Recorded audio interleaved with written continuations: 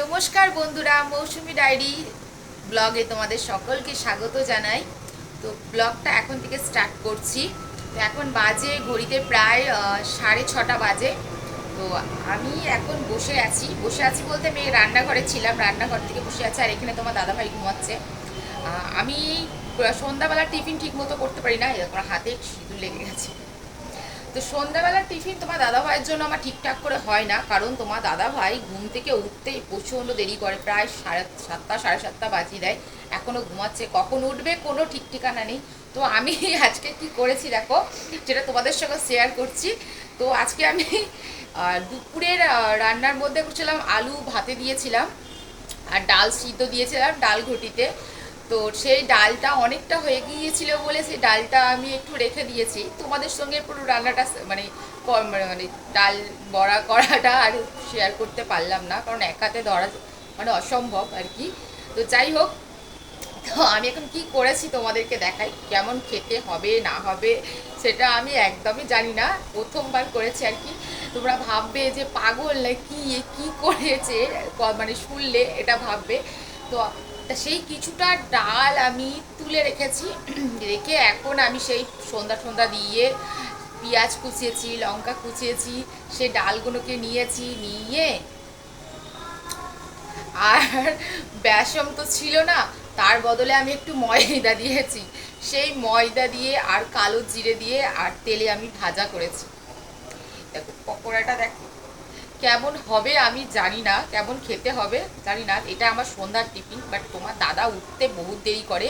তো উঠবে, বসবে, টিভি দেখবে, ঘুম থেকে প্রায় 8টা 8:30 বাজিয়ে দেয় টিফিন খেতে।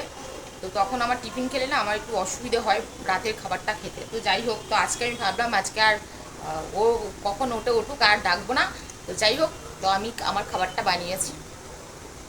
এটা হচ্ছে পকোড়া, ময়দার পকোড়া ডাল দিয়ে। তো যাই হোক, তোমরা একটু করে খেয়ে দেখো কেমন হয়েছে জানি না, বাট আমি একটু খেয়ে দেখছি। হ্যাঁ,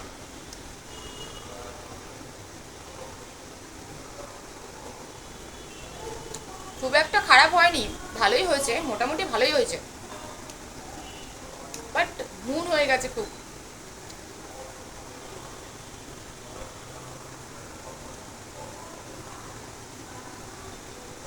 নুন হয়ে গেছে।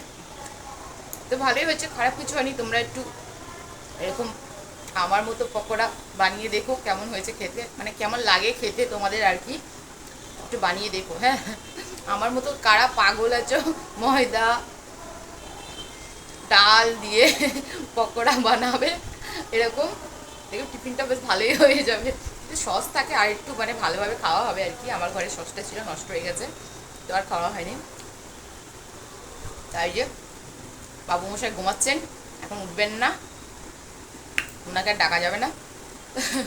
তো চলো, আমার এই ভিডিওটা তোমাদের কেমন লাগলো অবশ্যই কমেন্ট বক্সে জানাতে একদম ভুলো না, ঠিক আছে? যে আমার মতো ময়দা দিয়ে ডাল দিয়ে পকোড়া বানানো, ঠিক আছে? যদি ভিডিওটা ভালো লেগে থাকে লাইক কমেন্ট শেয়ার করবে একদম, ঠিক আছে? একদম ভুলবে না কিন্তু শেয়ার করতে, লাইক করতে, কমেন্ট করতে। আর পাশে থাকা বেল আইকনটা অবশ্যই ক্লিক করবে, যাতে সবার আগে যা ভিডিও আমি দেবো সবটাই তোমাদের কাছে চলে যাবে। ঠিক আছে বন্ধুরা, টাটা বাই।